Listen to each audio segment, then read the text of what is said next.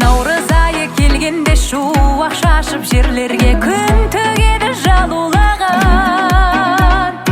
Еріп қары ақпанның келіп сәні бақтардың гүл береді сұлулаған.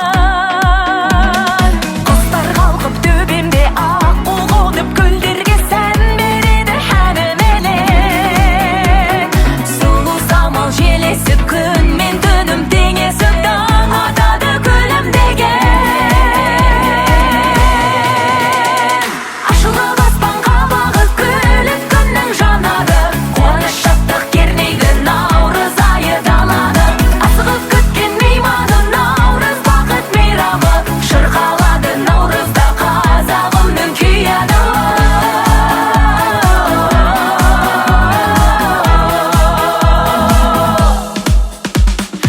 Аманаты бабамның салт дәстүрі, анамның жетті тағы төрімізге.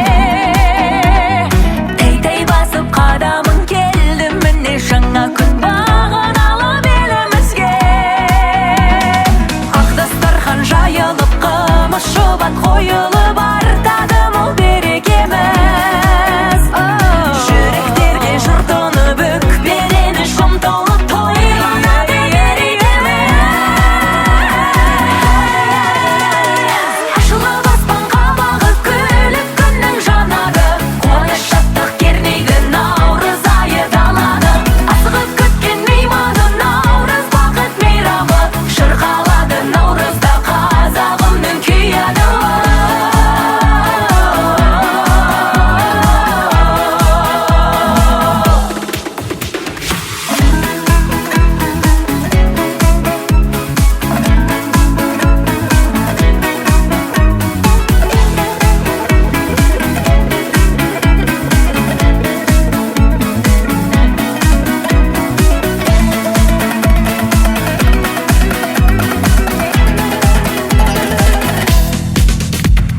Ашылып аспанға бағып күліп күннің жанады.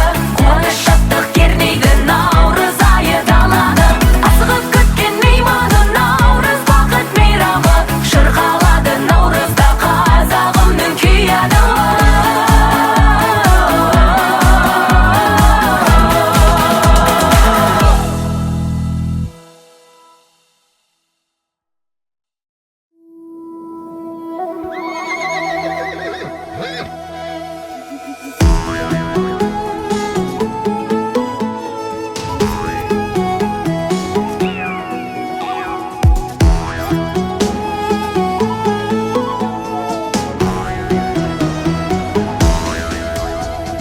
Даламызға көктем келді, жарқын наурыз тойыны жеткізіп. Күтіп жүрген көптен бері ала келді бізге көп қызық. Жайып тастап дастарханын берекеге елді бөледі. Алауланып асқар тауым көңілдерді көкке теңеді. Наурыз, наурыз, гүл жайнайды шалқар жеріміз. Жайнай берсін жеріміз, бақ жеріміз. Тойлай берсін еліміз, жат еліміз.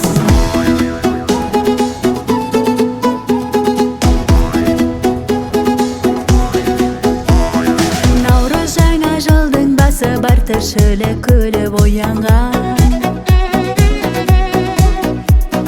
Құлпырған ел түр тұлғасы армандарға биік боялған.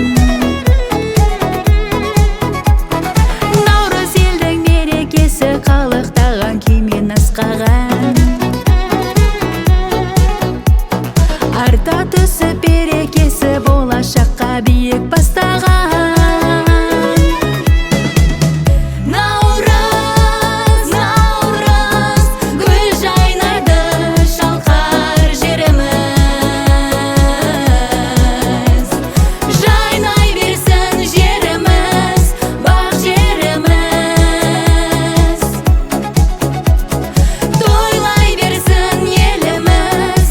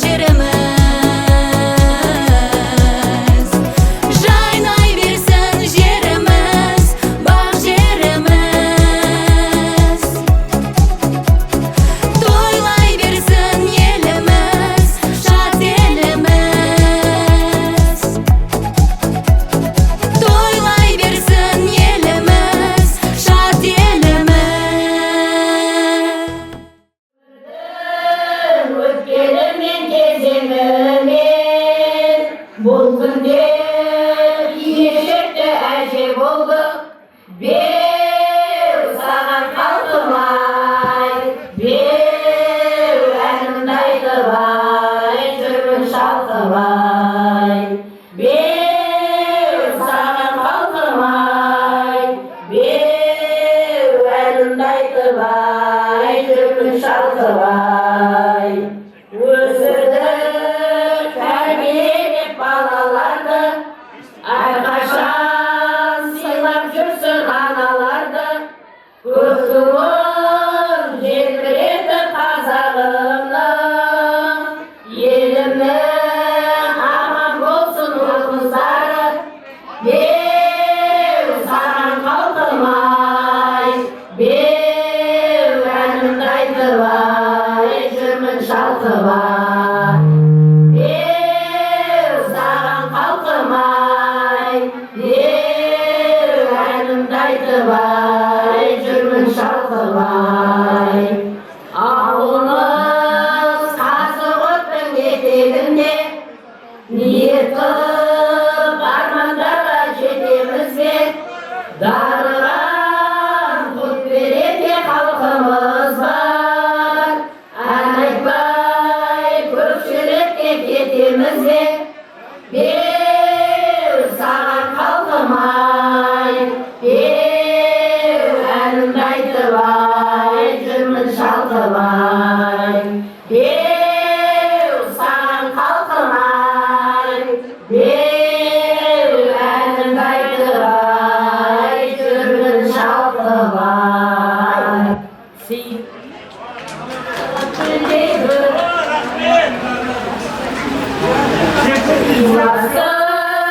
Гүлдей бір ашық бауырмалдық ауласып, қарғадан қырлы қазағым, тұрайық саулық сұрасып.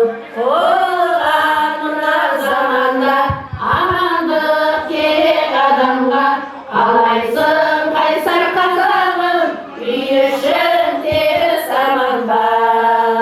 Маған да саған оған да татулық керек адамға, жан-жағың тума-туасын, мал-жаның түгел аман ба?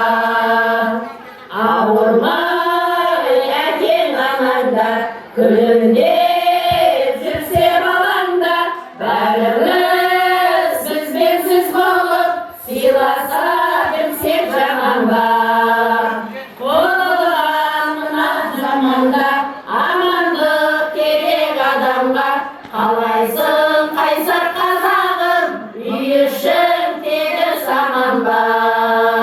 Маған да саған оған да татулық керек адамға, жан-жағың тума-туысын, мал-жаның түгел аман ба? Жақсы күн бердің бір алла, тек туған болсын ғаламда. Азаптан көзін ашпаған қазаққа берсін бағала. Қорған мынау заманда амандық керек адамға, қалайсың қайсар қазағым, үй ішің теріс аман ба?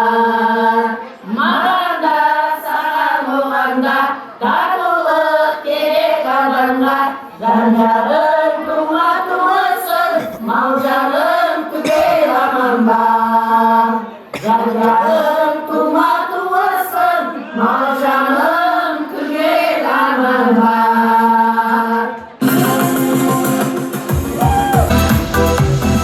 Сен Шымкентке келіп көрдің бе? Шын бағаңды беріп көрдің бе? Әлде сен де кейбіреулерде жөнсіз сөзге ерік бердің бе? Шымкентті жұрт біледі мекен, жақсы ойда жүреді мекен. Бұл қаланың халқы керемет, мінезге бай жүреді екен. Бұл қаланың халқы керемет, мінезге бай жүреді екен. Шымкент жақта достарың бар ма? Мұнда келер жоспарың бар ма? Өз көзіңмен көрмесең бұл ұрып, сен Шымкентті босқа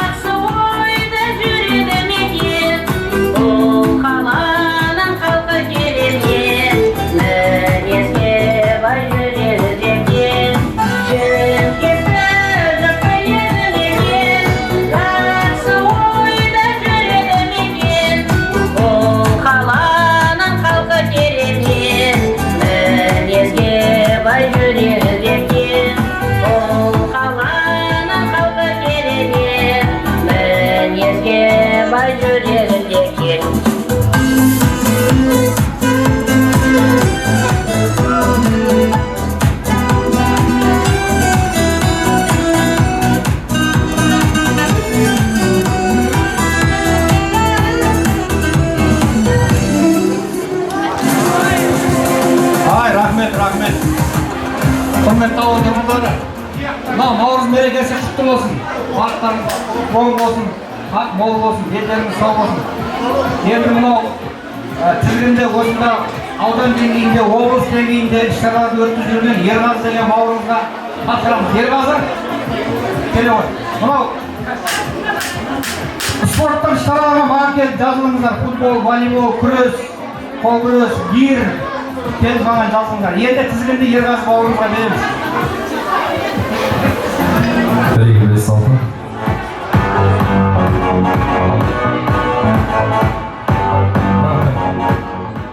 Ассалаумағалейкум, сәлемдесім, сәлем сөз басарма сәлемдесім.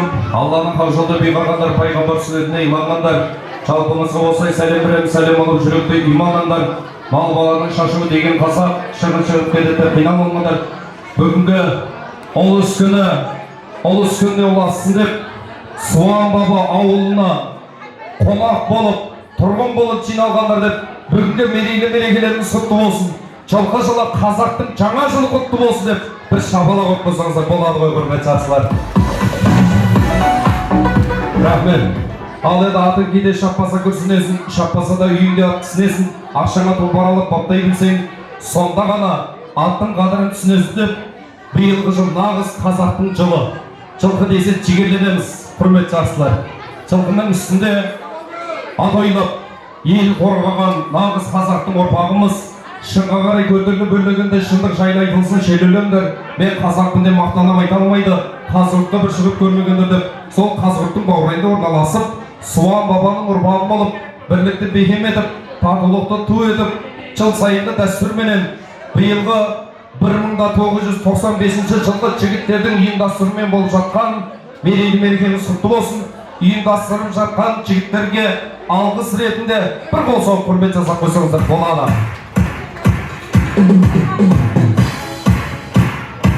Рахмет. Ал енді ардақты ағайын, тағдырдың жазғанына амал бар ма? Бәріміз қонақпыз ғой, бұл жалғанға еске алудан басқа енді шара жоқ. Қол жаямыз Құран оқып әруағына деп, енді осылай ұйымдастырып. لا نفرق بين أحد من رسله وقالوا سمعنا وأطعنا غفرانك ربنا وإليك المصير لا يكلف الله نفسا إلا وسعها لها ما كسبت وعليها ما اكتسبت ربنا لا تؤاخذنا إن نسينا أو أخطأنا ربنا ولا تحملنا ما لا طاقة لنا به ربنا ولا تحملنا ما لا طاقة لنا به واعف عنا واغفر لنا وارحمنا أنت مولانا فانصرنا على القوم الكافرين صدق الله العظيم سبحان ربك رب العزة عما يصفون وسلام على المرسلين والحمد لله رب العالمين آمين. كان الله سبحانه Amin ya kudreti güçlü mühim rahmında keşirimde Allah Teala senin başka tanrı sen başka kemşi atağından taksın. Bizler özümüzge özümüz köptüğün sonuçlar kınaları katırtı kınalarımızı katırtı özün keşir. Senin razından ümit et kasiyetli Ramazan ayında ustaralı Ramazanlarımızda kabul etkesin. Keşege ayıtmalarına merekesin barşamsı kutlu bayan bereke etkesin. Buna Navruz merekesin barşamsı kutlu bereke etkesin. Allah'tan kökten beri жерде öndürüp senin razından ümit etip otururken осы okulan ayetlerimizi barşa mümin Müslüman ата-бабаларымыздың рухтарына бағыштадық. Және де 1995 бабаларымыздың отандарынан өткен барша ой мұсылмандардың рухтарына бағыштадық. Жатқан жерлерін жайлы қабірлеген кең сырауларын жеңіліп пендешмен жасаған күнәларымызды кешір. Алладан болса рахым пайғамбар шафаат. Алла Тағала елімізге амандық, ынтымақ, татулық, бірлік, береке берсін. Алла Тағала елімізге ауызбіршілік, татулық, бірлік берген. Жастарымыз иманды, ибалы, жігерлі, қайратты, намысы болды. Аталарымызға, әжелерімізге өмірлеріне берекет өсірген ұл-қыздарының жақсылығын көру нәсіп ет. Ya Allah Teala yerimizge amanlık ver, el bastarlıktan, dın bastarlıktan azamатlarымызға insaf, tavfiq, hidayet ver. Elimizde iman ve İslam ve masalını açıp gel. Ya Allah Teala elimizde işke және сыртқы жағдан өзің пана etsin. Allah Teala татулық, тыныштығымызды баян еткейсін. Allah Teala barchalarımıza Navruz merkezinin kutlu bayanını bergeysin. Bir rahmetika ya arhamar rahimin. Amin. Allahu ekber. Amin.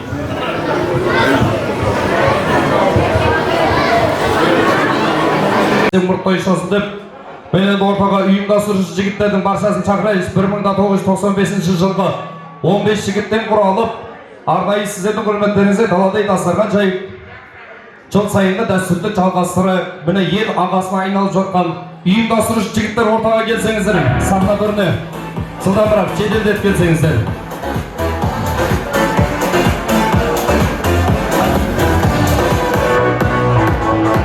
15 жігіттен құралған ұйымдастырушы жігіттер сахна төріне.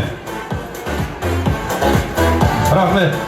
Ал енді құрметті ханымдар мен мырзалар, жақсылар мен жайсаңдар, бір атадан тараған ұрпақтар ұйымшылдықпен, бірлікпенен ғұмыр сүріп келе жатқан, ата дәстүрді сақтап жеті атасын толық білетін тектердің ұрпақтары. Ал енді біздің бүгінгі керемет кешіміз ашып берсін деп, ел шетінен шау келсе ел жігіт жасып бітірмес, ел ішіне дол келсе шешенің тілі мүдірмес, жердің көргі қария, елдің көргі қария, бағасын біліп ғұмыр кеш, иілгеннен үлкенге иыға мойның үзілмес, ақсақалдар алтын қой барында қадірі білінбес, күндердің күні болғанда кімдердің белі бүгілмес деп, бүгінгі тамаша салтанатты кешімізді бүгін мінеге қос қуаныш, өйткені 30 күн оразаны шынайы Алланың разылығы үшін ұстап, 3-ші айт күні күн мен түн теңелетін, жуаның жиішкеріп жіңішкенің үзілетін шағында арнайы тілек білдіру үшін алғы сөзді ақсақал аталарымыз, біздің бағдаршамдарымыз, қызылзақ демейтін адасып жатсақ ақылмен жол тауып беріп жүретін Түзелдей атамызды, Серікбай атамызды, Әбенде атамызды, Қошқардай атамызды сахна төріне арнайы шақырсақ деп отырмыз. Кәнеге бір қошеметтен қойсаңыздар. Кәнеге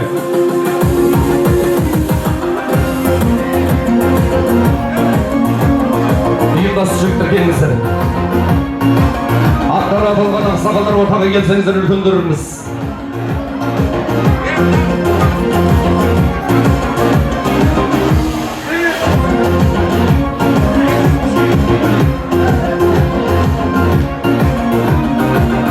Рахмет. Мінекей біздің жігіттер келе жатыр. Біздің елдің жігіттері, жігіттердің сұлтаны, кеше өткен ақындар мен батырлардың ұрпағы деп, біздің жігіттеріміз қандай керемет міне. Иықты кең көтерлі, көкіректегі ояу, сондай бір асыл азаматтар бүгін ұйымдастырып жатқан жай бар. Bir шабала құрып қойыңыздар, үлкендерімізге ұйымдастырушы жігіттерге.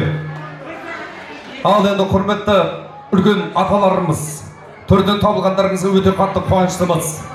Махамбет өтіміздің керемет сөзі бар ғой.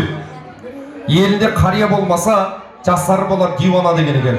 Біздер де жастардың дивана емес, дана болуына үлкен үлесін қосып жүрген үлкен атамыздан бастайық, қайсымыздың жолымыз. Келіңіздер. Ата қош келдіңіз.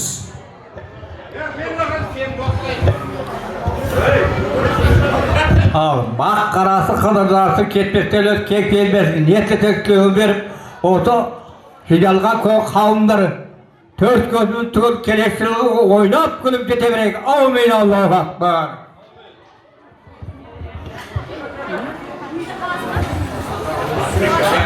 Құрметті ауылдастар, ағалар, жеңгелер, келіндер, өз бауырларым, Құда қаласа, немерелерім, бүгінгі әз мейрамы құтты болсын. Әр отбасына, әр сағлаққа береке, жақсылық әкеле берсін. Алла сендерге денсаулық берсін. Көргендерім көзі жақсылық болсын, Құда қаласа. Мейрамдарың құтты болып, әр уақытта жақсылық болсын. Бүгінгі 97-ші жылғы істеп жатқан балдарымның айналайын, дастарханы мол болсын, денсаулықтары зор болсын. Өсіріп жатқан бала шағалары, үйленбегендері үйленіп, семьялы болсын. Мейрам құтты болсын. Құрметті ауылдастар, айналайын. Наурыз мейрамын келіп тойлап жатырмыз. Осы Наурыз мейрамын ұйымдастырып жатқан жігіттерге, балдарыма рахмет айтамын. Заманымыз тыныш, бейбітшілік, тоқшылық болсын. не арман тілек қылсаңдар, арман тілектеріңізге жете беріңіздер. Біздің жолымызды берсін. Небеле шөбере сүйсін жастарымды. Ұлдарым ұяға, қыздарым ұяға көріп, той болып, еш жаманшылық көрмесін. Құтты қазақ халқымыз бақытты өмір сүре берсін, бай бәлеулет болсын. Өмірдегі бар жақсылық тілеймін барлықтарыңызға. Армандарыңызға жете беріңіздер. Рахмет. Рахмет. Елдің бағына аман жүріңіздер. Ал енді ардақты ағайын, қадірлі жақсылар, міне енді осындай бір сөзі өтімді, ауысы туалы, әр ауылда бір азамат туады ардақты ағайын. Есімінен нұрдан басталып, бүгін нұры құйылып, тілектер жаудырылатын күн, тілектер қайтарылмайтын күн. Ағаң сенің арманың, інің сенің қорғаның тату болса, екеуі чоң қойсыра арман деп, әні толқындарына мейірбандылықпенен, бауырмалдылықпенен жол көрсетіп жүрген Нұрекеңе бір шапалақ ұрып қоясыз ардақты ағайын. Нұржігіт ағамызға. Ой, рахмет. Ассалаумағалейкум, ағайындар. Ал мынау Құдай қаласа бүгінгі әз Наурыз мерекелеріңіз құтты болсын. Құдай қаласа Наурыздан Наурызға төрт көзіміз түгел аман есен жете берейік. Құдай қаласа мынау жаңа жылымыз құт берекесін келе берсін. Әр семьяларыңызда, әр отбасыларыңызда тек қуаныш, жақсылық болсын ағайындар. Наурыз құтты болсын. Рахмет. Ал енді құр қолға бата жүрмейді деген екен ғой. Біздің жігіттеріміз көрегендік танытып, енді сіздерге деген сый-сияпатымызды табыстауға рұқсат етіңіздер. Орамал тон болмайды, жол болады, кәдесі бұрынғының сол болады деген екен. Енді бұл ата заманауи келген ғой. Өздеріңізге ыңғайлы сыйлық алсын деп дүние беріп жатқан жайымыз бар. Бір естелікке суретке түсіп алсаңыздар болады. Одан кейін жігіттер сіздерден өтініш, қазір бізде әжелеріміз өнер көрсетеді. Соның ішінде сіздерге ұстаздық қызмет жасап, сынып жетекшілік жасаған Гүлайым апайымыз бар екен. Міне сіздердің осындай жігіт болып, елдің арасында ұйымшылдықты білдіріп, осындай кеш ұйымдастырып жатқандарыңызға қуанып жатқан міне Гүлайым апайымызға бір шапалақ ұрып қойсаңыздар болады. Керемет мінеге. Ұстазы жақсының, ұстанымы жақсы деп жатады апай. Ал талаштың басы қосылса, ұстаздың орны төр деп. Енді біздің әжелеріміз қандай керемет. Кигендері жасылы, адамдардың асылы болып төрімізге келіп жатқан. Есімі де мінеге Нұрлы әжелер тобы, иә? Нұрлы әжелер тобы. Мен сіздерге жаңадан бір ақ қойсам деп отыр, элита әжелер. Құдай қаласа мені. Заманға сай әжелеріміз, сіздердің құрметтеріңізге, енді ақсақалдарымызға шапалақпен, қошеметпенен жігіттер бір суретке түсіп алайық, әжелерімізбен, апаларымызбен жақындап қойсаңыздар, одан кейін сіздердің құрметтеріңізге әсем ән шырқайтын болады.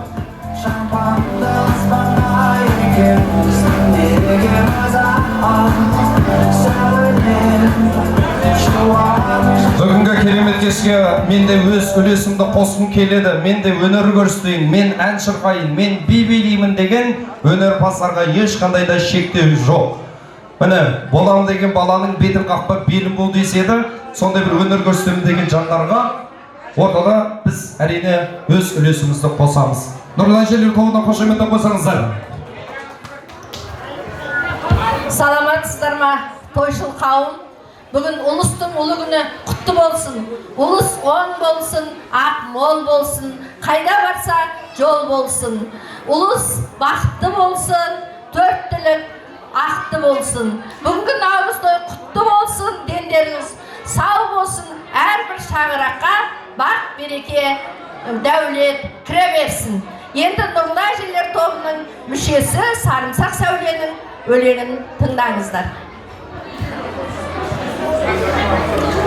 Мынау бүгінгі сіздерге тойды ұйымдастырып жатқан балаларыңыз менің бірінші сыныптан бастап оқытқан бастауыш сыныптағы түлектерім. Мына Сәкен, Арман, мына бұл жерде барлық балалар менің оқушыларым екен. Осылардың жетістіктерін көріп, жерлерде қызмет етіп, жұмыс істеп, үлкен азамат болып, сіздердің алдарыңызға дастархан жайып отырғандарын көріп, бір марқайып қалған жайым бар. Өмір жастары ұзақ болсын, отбасылар аман болсын, дендері сау болсын. Тек көргендері жақсылық, бақыт болсын.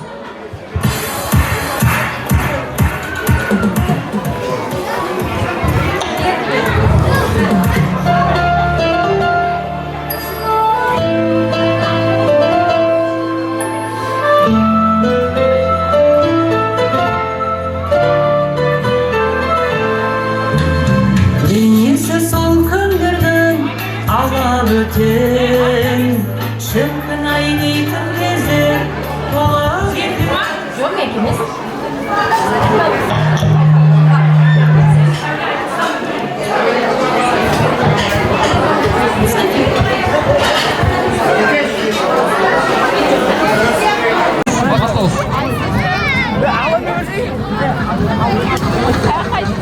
Келіңдер, турникке тартамыз. Бірінші орынға 5.000 теңге сыйлығымыз бар.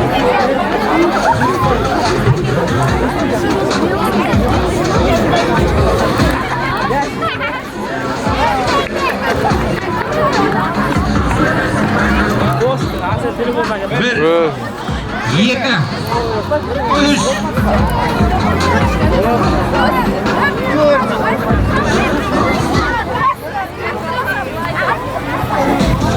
Yes.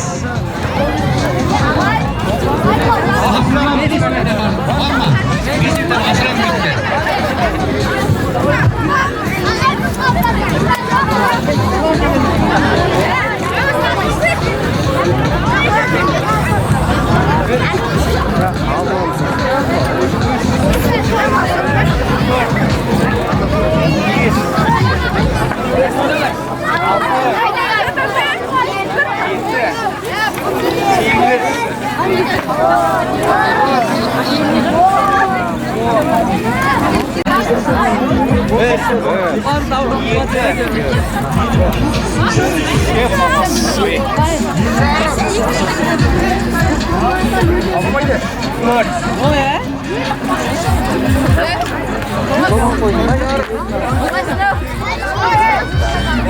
Microfone가 있대, 미크로폰가 있다고.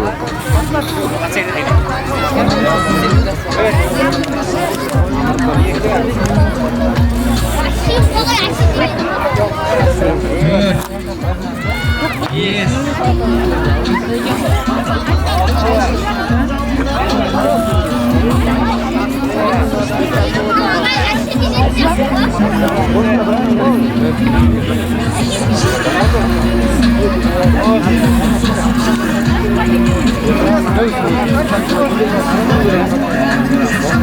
Var mı? Asrat mı? Asrat da şundan eder.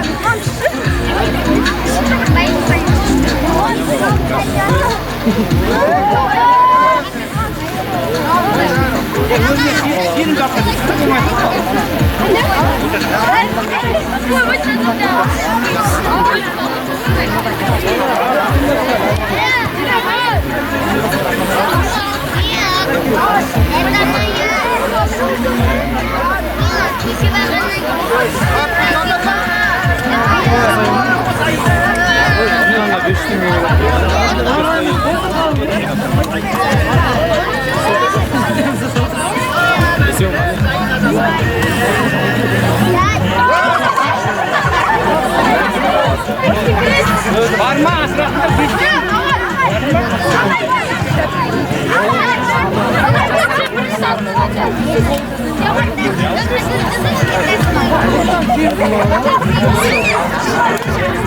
Koy vermekte Twitter, Sultan. Buraya kasına gelsin, Sultan. Sakin, Sultan. Buraya kasına gelsin.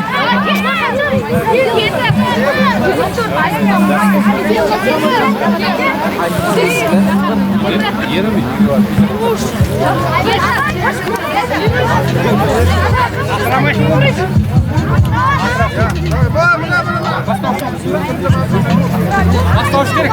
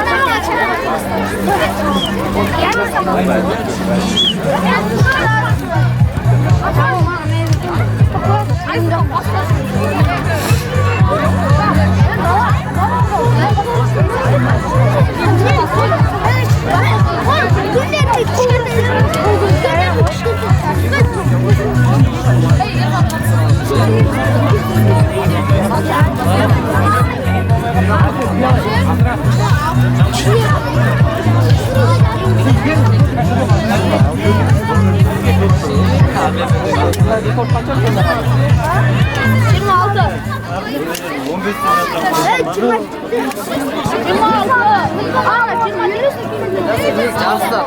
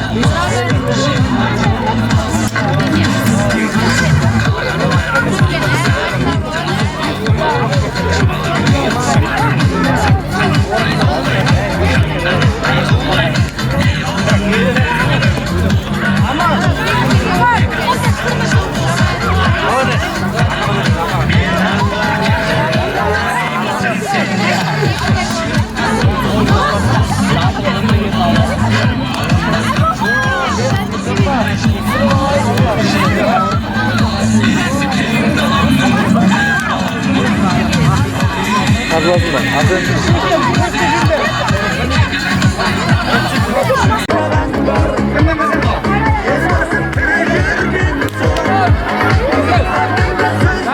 Басқа оқитындар келсін, 2 бала.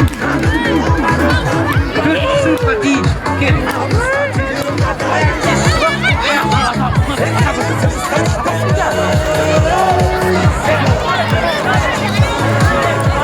Біреге 5-6. Тоқта. Сен мына артта тұрғандар шығармайын. Ал қалай құрметті жастар мен жайсаңдар, енді біздің ортамызға ел ағасы, елдір тонның чағасы, Ұлықбек ағамыздың немересі Дамирхан Ескендір ұлының арнайы орталарыңызда сіздердің ақ баталарыңызбенен үлкен өмірге қанат қақтырсақ, өміріндегі алғашқы қуанышы, сауын кесіп, ер адамы болсын, елге қызмет жасайтын азамат болсын деген жақсы көңіл күйменен, жақсы ниетпенен алдарыңызда бір тұсау кесіп алсақ деп жатқан жайымыз бар. Ұлықбек аға, қолыңыз көтеріп қойыңызшы. Сіз бір қол емес, 2 қол көтеретін азаматсыз ғой, бір шапалақ ұрып шатқа бөлек қосаңыздар. Ай, бәрекелді, міне. Мынаны тұсау кесіліп болған шықты. Шауып жүр ғой. Бәрекелді.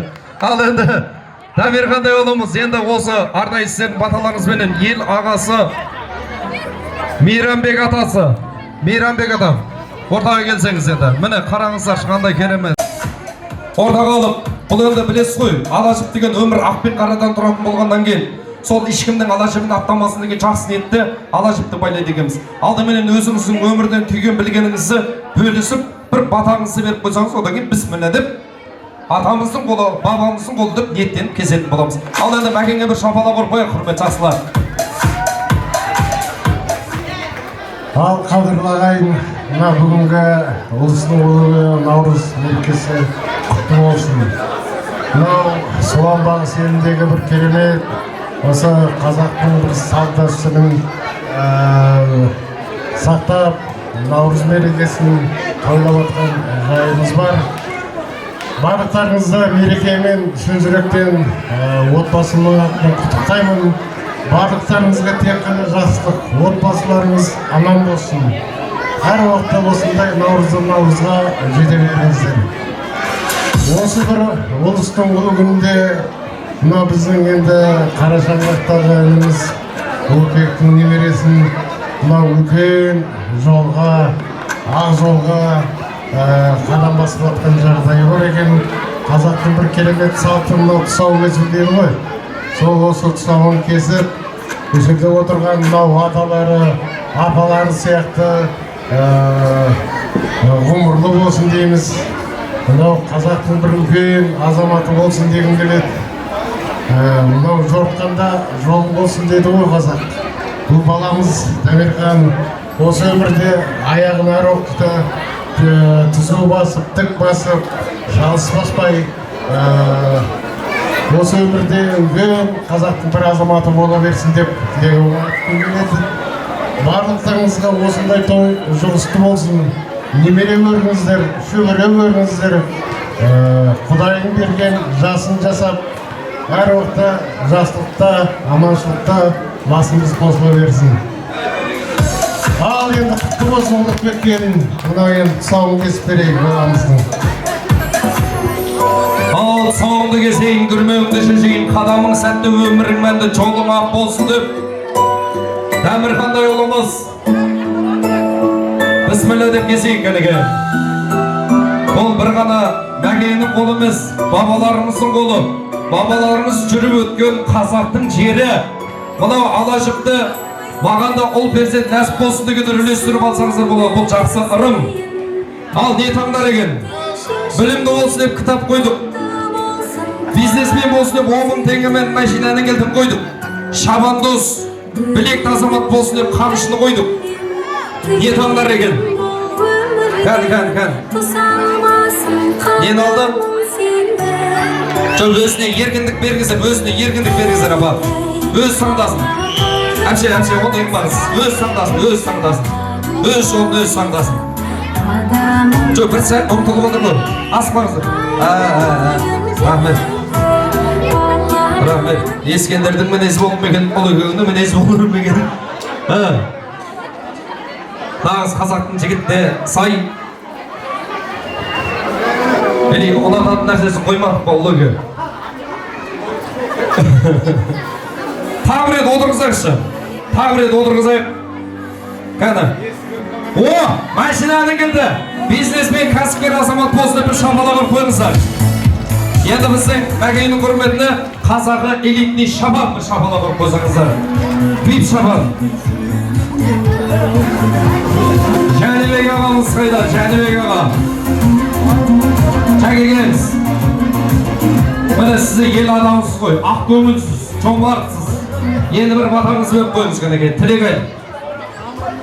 Ал, құрметті де қадірлі, мына ауыл тұрғындары, міне бүгін Ұлықбек ініміздің немересі Дәмелханның тұсауын кесіп атқан жайы бар. Міне айналайын осында Ұрысқұлбек көкемізден бағана осы Мейрамбек айтып кетті. Ешқандай бір қисын болған жүрген Ұрысқұлбек көкемнің ешқандай ұлы жоқ, бәрі тура болған жүрген. Міне осындай бір азамат, піскен азамат, мына Ұлықбек бүгін немересінің тұсауын кесіп алар екен. Айналайын Ұлықбек, немерең жақсы бол, үлкен азамат бол, халықтың азаматы бол, мына өзіңе тартып, өзің сияқты елдің азаматы болсын айналайын. Мына елдің азаматысың, Мейрамбек, сен де елдің азаматысың айналайын. Әрдайым жақсылық болсын, денсаулық болсын, наурыз құтты болсын. Алла басымызды қосса осындай жақсылыққа қосып жүрсін. Мына балам айналайын, Дәмелхан, міне жаңағы машинаның кілтін таңдап жатыр. Бұл енді бір кәсіпкер болып, сол машинамен зырылдап жүремін деген үміт шығар. Алла сол үмітін ақтай берсін. Амин Аллаху. Амин. Жайымыз бар. Мәке рахмет сіздерге. Құдай қаласа, Алла көкейлеріңіз өшірген арман, мұрат мақсаттарыңызға сүрінбей жететін нәсіп етсін. Ол қыздардың қызығына, рахатына бөленіп жүре беріңіздер. Сіздерге рахмет. Bir суретке түсіп алсаңыздар болады. Отбасыларыңызбенен, бауырларыңызбенен. Енді келесі тұсау кесуге жасылған азамат ортаға сол кісінің жанұясын шақырамыз. Бұда Нұралы Дінмұхаммед, атасының баласы Дінмұхаммед, атайы мінеке тұсауын кесейін деп тұрған жайымыз бар.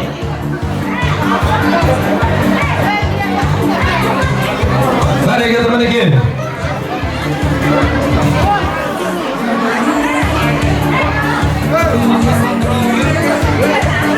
Нұралы мырзаға бір шапалақ, Нұреке қолыңыз көтеріп қойыңыз, Нұреке. Бүгінгі, бәрекелді өз немересін арнайы бүгінгі қуанышымыздың төрінде енді тұсауын кесу үшін сахна төріне Қуат атасын шақырамыз кәнеке, Қуат ата. Қуат аға, келе қойыңыз. Мінеке, жарасымды мұрты бар, мағайында кереметтей жұрты бар, ел ағасы.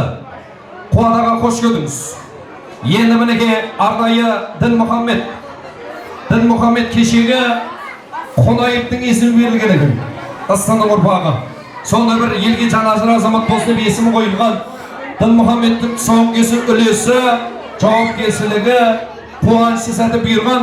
Қуат ағамызға бір шапалақ ұрпайық. Алғы сөзіңіз, тілегіңіз, батаңыз болсын кәнеке. Ассалаумағалейкум. Бүгінгі ұлыстың ұлы күні Наурыз мерекесіне келген құрметті қонақтар, құрметті ауылдас ағайындар, көрші қолаңдар. Бүгін үлкен керемет той болып жатыр. Қарап тұрсақ, мынау балаларымыздың қуанышы, болашағымыз ғой, жасалып жатқан жұмысымыздың барлығы. Сондықтан барлықтарыңызды мына мүмкіншілікті пайдаланып, ұлыстың ұлы күні Наурыз мерекесімен құттықтаймын. Ал енді мынау ұлы адамдар 100 жылда, 1000 жылда бір келеді дейді. Сондықтан мен Нұрекеңнің немересі Нұралы Дінмұхаммед сондай бір ел басқаратын, есімі елде қалатын, тарихта қалатын ұлы тұлғалар болсын деп есімін Дінмұхаммед қойылған екен. Ал сол Дінмұхаммедтің тұсаукесері маған бұйырған екен. Лайым Құда қаласа Дінмұхаммед осы қазақ елінің болашағын қамын ойлайтын, қазақ үшін барлық жағдайды жасап беретін бір үлкен ұлы тұлға болсын. Лайым періштелер қолдап, бүгін ұлыстың ұлы күнінде оразаның айт намазы кезінде періштелер қабыл етіп, осындай үлкен еліміздің қабылдайтын азамат болсын. Аумин, Аллаху акбар. Рахмет. Қандай тамаша, жүректен шыққан жалынды сөзін ерекше жеткізіп жатқан Қуат ағамыз енді арнайы ешкімнің алашығын аттамасын деп бісміллә деп кесетін боламыз ардақ ағайын. Дін Махаммедтей оламыз. Ей, міне осы алашықты үлестіріп алсаңыздар болады. Мен де осындай немеремнің қызығын көрейін деген жақсылар. Ал тайдай басыр екенеге, өз атасы. Бәрекелді. Енді кітап қойдық, білімді болсын деп. Калькулятор қойдық, ақша есептесін деп, бұғалер болсын деп. Кітап алды. Кітап білім бұлағы дейді.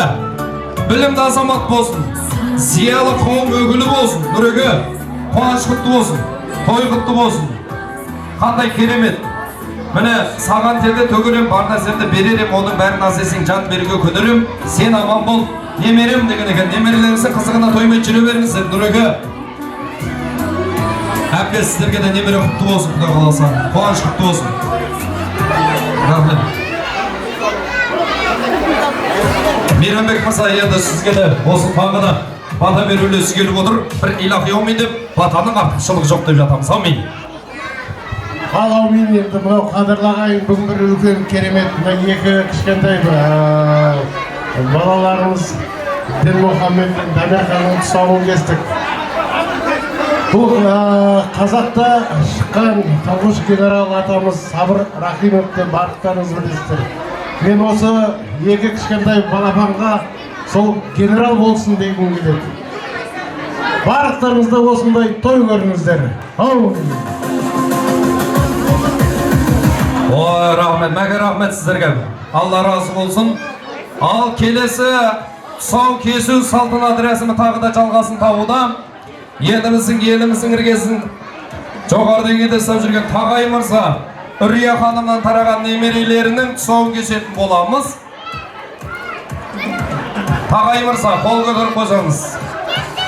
Үрия ханым, мінеге, немересінің қуанышы. Бала балдан тәтті, немере жандан тәтті деп жатамыз. Ал енді бұл тұсау кесу рәсімі Қызжан апамыз ортаға шақырайықшы. Қызжан апа. Жаным апа ортаға келсеңіз керек. Қызжан апамыз ортаға шақырып. Қызжан апамыз байлайды екен. Ал тұсауын кесетін Қуат аға. Бәрекелді. Бүгін қолыңыз гүл болып тұр. Өйткені өзіңізде он саусағыңызда өнер тамған азаматсыз. Сіз де азамат болсын деп, көріп отырсыз бүгін екіншісі болып жатыр. Міне елдің алғысына бөленіп жүре беріңіз дейміз. Қызжан апа келіп ала жіпті байлап берсеңіз, енді Қуат ағамыз бір әдемі батасын берсең. Омар есімді азаматымыздың тұсауын кесетін боламыз. Бүлдіршініміздің. Ал аумин. Бұлай рахмет асаба. Мына өзі қарап тұрсам, жалпы ұлдарымызға, немерелерімізге қойылып атқан есімдердің барлығы тарихи ұлы тұлғалардың есімі екен. Мына Омар немереміз бұл сахабаларымыз болған ғой, мықты сахабаларымыз. Сол сахабаларымыздай мықты ұлы тұлға болсын деп есімін Омар қойған екен құда қаласа. Бірі Дін Мұхаммед, бірі Омар болып тұрса, біздің қазақ елі мәңгілік жасайды деп ойлаймын. Сондықтан мынау Тағай көкеміз де дүниеден ерте озып кетті. Бірақ артында қалған ұрпақтары бар. Құдайға шүкір. Сол Тағай көкеміздің армандарының бірі осы балдарымды азамат қылсам. Қуат келешекте осы балдарымнан бір мен жасамасам жақсылықты Құдайдан қайтсын, болмаса балдарымдан қайтсын Қуат деген бір арман тілегі бар еді. Сол бір тілектердің бірі осы шығар. Тағай көкемнің марқұм немересінің тұсауын кесу маған бұйырған екен. Лайым үлкен азамат болсын. Осы әулетті жарқыратып жүретін азамат болсын. Есімі атына өзі сай жігіт болсын Омардың. Өмір жасы ұзақ болсын, теңіз сау болсын. Аумин Аллах. Бәрекелді мінеге, көзден көтсе де көңілден көтпеген Тағай апамыздың немересі. Мінеге Үрия апамыздың сонда бір сүйкімді немересі Омар, о, мына шауып кетті ғой міне. Айналайын палуан. Ат берсең көкпар шабайын деп тұр ғой. Отырғызыңыздар, плотно отырғызыңыздар. Өз қалауына беріңіздер, еркіндікке беріңіздер. Телефон қоя салу керек еді ғой негізі. Бәрі телефонға бәрі балақты болды. Кәні. Жеңеше отырғызайықшы, жеңеше. Кішкене отырғызайық. Отырғызайықшы. Кәні. Не таңдар екен? Не таңдар екен кәнеге? Не алар екен? Кішкене жағындатайықшы. Кішкене қол тисе болды болып тұру қазір. Не таңдар екен? Бәрекеді машинаның кілтін алдым. Апам қинап алды жүрдім. Дұрыс апам. Әдемі той көріңіздер. Қуат аға сізге рахмет. Өз жерден кетпей тұра беріңіз, Қуат аға. Тағы бір тұсаукесеріміз бар. Рахмет. Үрия ханым, қуаныштар құтты болсын. Мың алғыс. Қош едіңіз. Ал бір батамызды берсеңіз керек. Аумин. Ал балақай айналайын. Тәй басқан қадамың құтты болсын. Өмірің ұзақ болсын. Бақыттың базарында, елдің қуанышты күндерінде ойнап күліп жүре беруді нәсіп етсін. Ең главный денің сау болсын.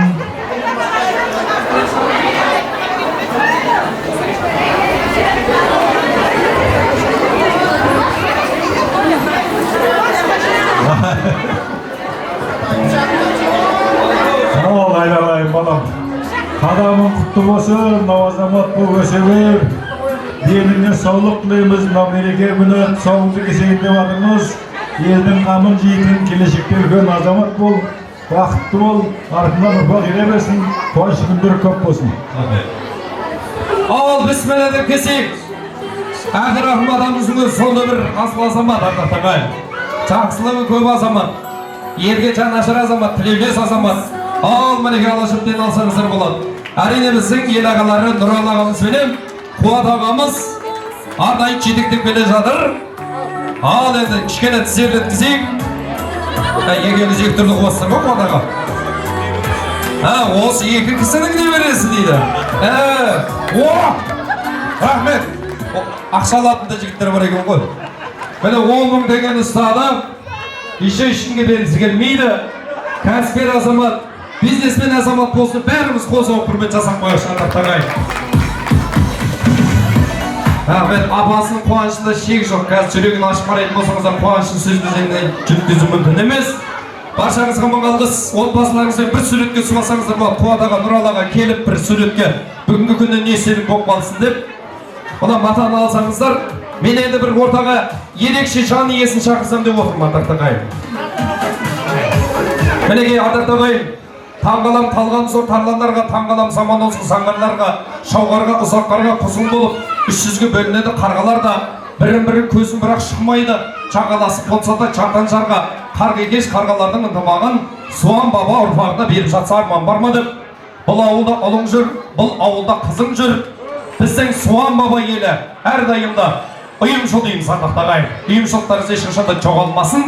Енді ардақтағай қазір бауырмен дұрыс араласу деген дүние кішкене материалдық тұрғыдан құнсызданып жатқан жай бар. Ал сондай бір өзінің бауырына бір бүйрегін берген біздің ауылымызда керемет азамат бар. Есімі Ерлан есімді ағамыз өзінің туған ағасына бір бүйрегін беріп, өзіміздің ауылға, Қазығұртқа бауырмалдық сыйлаған асыл азаматқа біздің 1995 жылғы жігіттердің ұйымдастыруымен арнайы ниеттенген шапанымызды берсек деп отырмыз. Сіздерге бір жүректеріңізге махаббат сыйлайық, бір-бірлеріңізге деген бауырмалдық сыйлайық деген ниетте.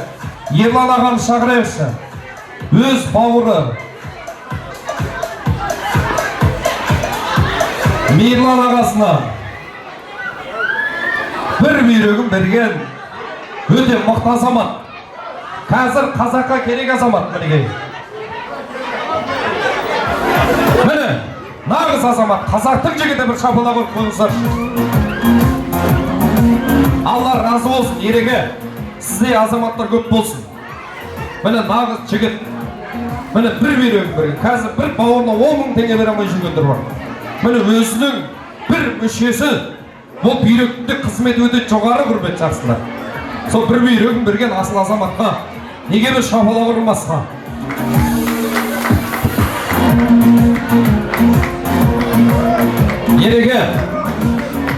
Ереге, сіз сондай бір керемет азамат екенсіз. Мен қазір жүрегіме сондай бір керемет жалынды, өзімнің бауырыма деген махаббатым ашылып тұрған жай бар. Енді бір осындай үлгі ретінде да еліңіз, өзіңіздің үлкендеріңіз бар. Аға деп жүрген ағаларыңыз, жеңгелеріңіз бар, апаларыңыз бар. Сол кісілерге бір мерекемен құттықтап, бір-екі ауыз тілегіңізді білдірсеңіздер, микрофонды өзіңізге ұсынайын. Ассалаумағалейкум барлығыңызға. Бүгінгі мереке құтты болсын барлықтарыңызға. Мен 95 жылғы жігіттер сендерге рахмет үлкен осындай халықты жинап той беріп отқандарыңа. Мен бәріңізге рахмет. Осындай шатыр жауып отқандарыңызға рахмет. Дегеніміз бәрі бауырмашыл болады бәріміз. Рахмет барлықтарыңызға. Бауыр десе бүйрегің бұрып тұрады, көзің көрсе көңілің жылып тұрады. Ей ағайын сана болса сыйласайық, сыйласқаның әрдайым жолы болады деген ардақ ағайын. Осы жігітке бір тағы бір қол соғып құрмет жасап сізге мың алғыс білдіреміз. Елдің атынан, ұйымдастырушы жігіттердің атынан. Рахмет. Тағы да дәл осындай ортаға өнер көрсетем деген жандар болса, бізде ешқандай да шектеу жоқ. Ән айтам деген жандар болатын болса, жас бүлдіршіндеріңіз болатын болса, келіп жазылып, ән шырқап, мен өзімнің бойымдағы қасиетті дамытсам деген жандар болса, келіп өнерлеріңізді көрсетсеңіздер болады.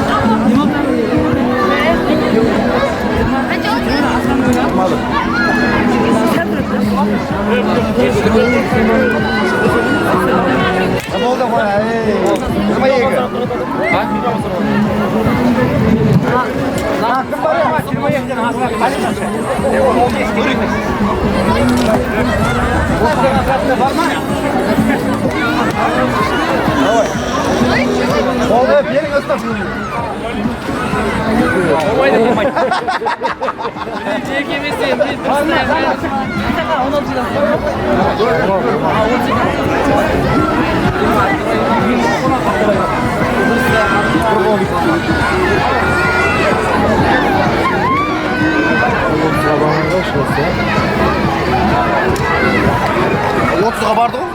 Соға бүйтейді ау деймін басқалаға.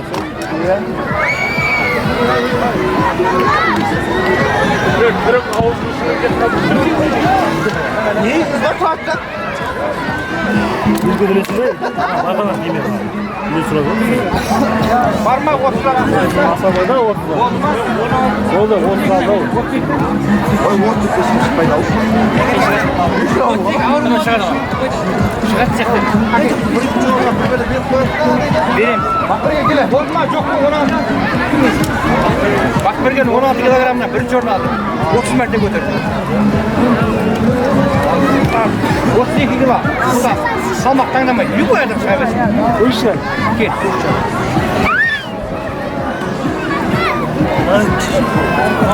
Бес ауыры. Ауыры.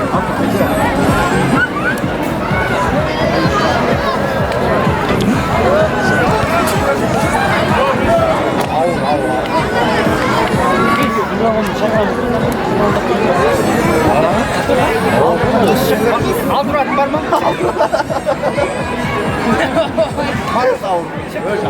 Aldıranın 5 tane otur mu? Aslan götürüm dedi. Yok o. Götürüm de götürmüş. Kes, koşuş. Ал енді құрметті спорт сүйер қауым, білекті азаматтар, жүректі азаматтар, сіздерді ортаға шақырамыз. Мына жерде кір тасын көтеру Bilekli jigitler çağıramız. Nölöbaydan bastap kele bersеңiздер болады. Ешқандай жас шекті жоқ.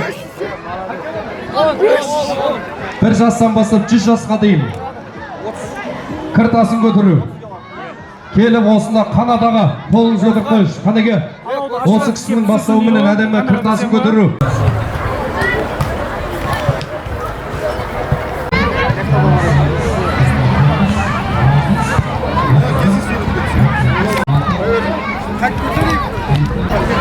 Bir, yedi, üç,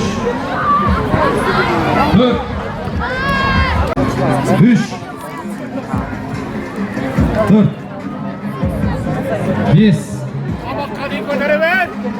altı, yedi, sekiz, dokuz, 90. Kan palvon. Aynalan bir qiyqulab padeshlik qo'yib berdi buni. 2 3 99 bilan oldik. Qani. 4 Kan palvon kan. Muhtimol palvon qani 5 6 7 Shirvali qani 8 9 qani 100. Ya aynan qani palvon 101 mana palvon. Ya aynan palvon. Jessica o'dimi bir shapala urib o'zim. Jaslan ha. Ulan Jaslandan endi aynan o'qib. Kim bor? Bu ko'kam keldi qani.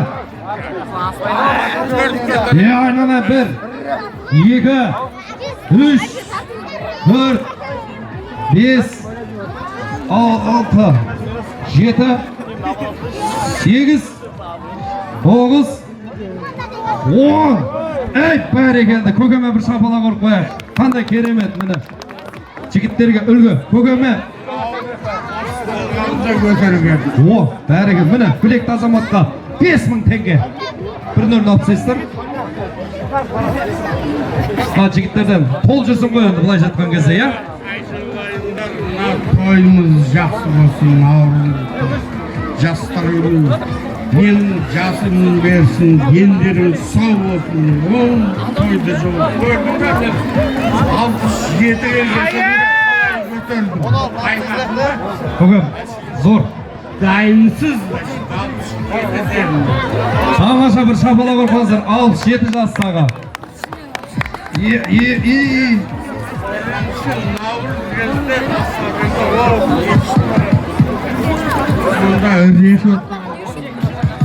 Barakallah. 38 ko'taribdir bormi? Elbette var efendim. Ya bir şapaloq urib qo'yingizlar. Atıngiz kim? Tursun Janayev Bağız bir şapaloq urib qo'yingizlar. 38 ko'taribdir bormi? 32. Kirtas. Barakallah. Ko'kamlar o'sha 32 ga taydab turib qo'y. Jaslan ağamız qanaqa? Jaslan ağamızın jankeyrlar bormi? Aynan palvon qanaqa? Ha.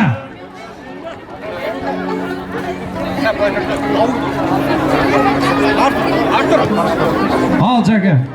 1 2 3 4 5 6 7 8 9 10 11 12 13 14 15 16 17 18 19 20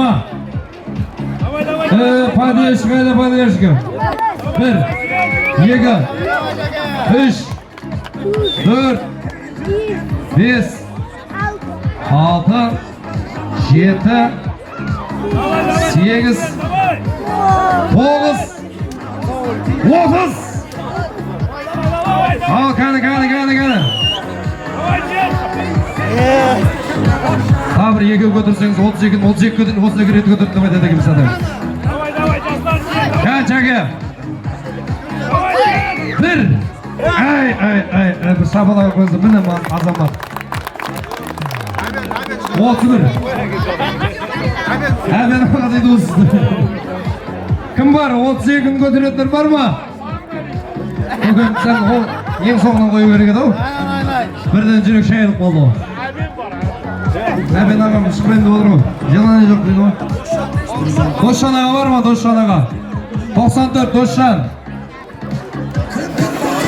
91 Abulay. Usunuzlar kim alır endi? Cevap. Paga birinci o'rin checking bo'lib tur.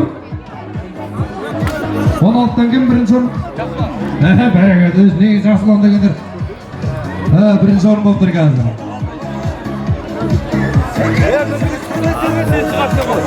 Bak. Var. O aynan go'gagan. Bak şaban ne alıyorsun şaban? Şişman sonunda ыңғайлы болады sizге. Bir көре сайыс көгем. Екінші орын аласыз көгем. 2,5 теңге береміз. Кім бар? 32-1, 32-2, 32-3, 32-4, 32-5. Kim? Qanaga bir ko'rsish? Ko'gam davleniyasi bor ekan, momay degan. Bormi? Birinchi o'rin chakenga shapaloq urib qo'yinglar. Loyiqdi qo'y. Barakat qarshilab chiqqan yo'q. Birinchi chiqdi-da barini chaylayib bera solib shapaloq urib qo'yinglar. Birinchi o'rin qutlu bo'lsin, chaka. Al endi 16 kırtasın götürüldü. 101 ret götürgen. Çaslan, palvan ortaga şakıramız kaneki çake. Ana bale oynayamdır o. Birinci an berip kelesini kırdıktır o. Çaslan çakıray çake. Kızıl kep kal. Ortaga. Aynalayın. Palvanı bir koşumetmen karşılaş. Ças beremedi gel. Birinchi o'rin qutlu bo'lsin chaka. Barakalla, mana gel.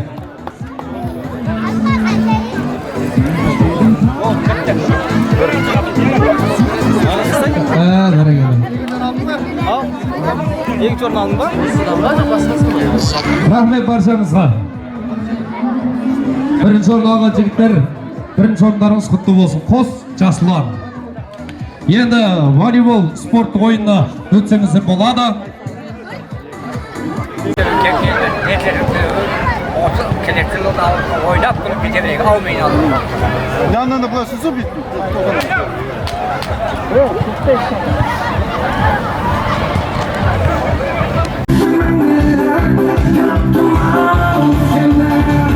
Sen gereksin, sen bana gereksin. Sen malısın sen.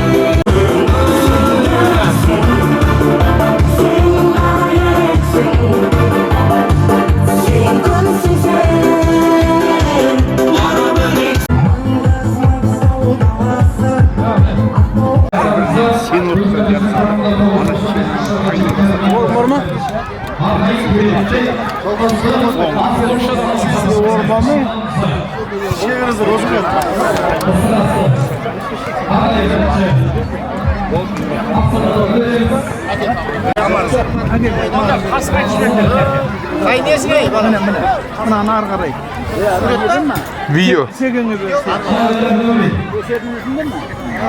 Bana verirsen ben şunu batıracağım bala. Mikrofon kaldır. Kopşilka. Mikrofonda. Al abi. Ak kanatı kadar dartır ketmetleri çekmeyecek. Yeteceklerini Allah tahtını beraber bitirir. Sen hatıra. Allah yakından. Ne kadar biliyorum.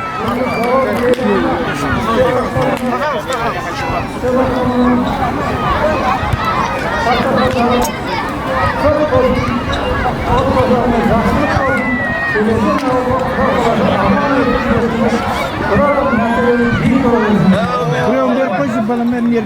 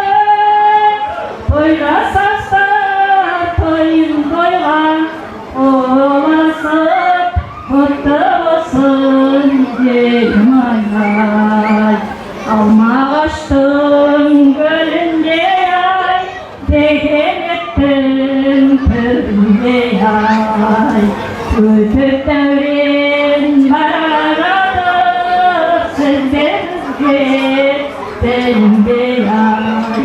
Toylarınız kutlu olsun.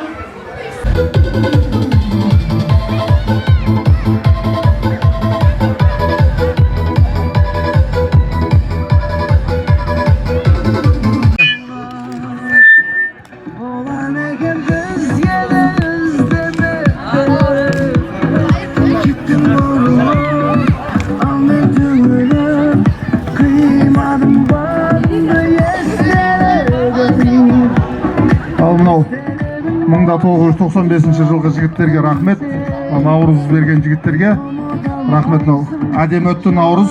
Құда қаласа мынау келесі жылға Құда қаласа 1996 жігіттер наурызда кубогын қабылдап алады. Құда қаласа рахмет мынау бәріңізге. Той қоласын ағайындар. Кән көкті беріңдер. Рахмет, құтты болсын. Суретке түсіп алып келдір. Кән бер. Кән, тыңдар. Келдір, мына бетке бірдей формаға жеген. Суретке түсіп. Наған.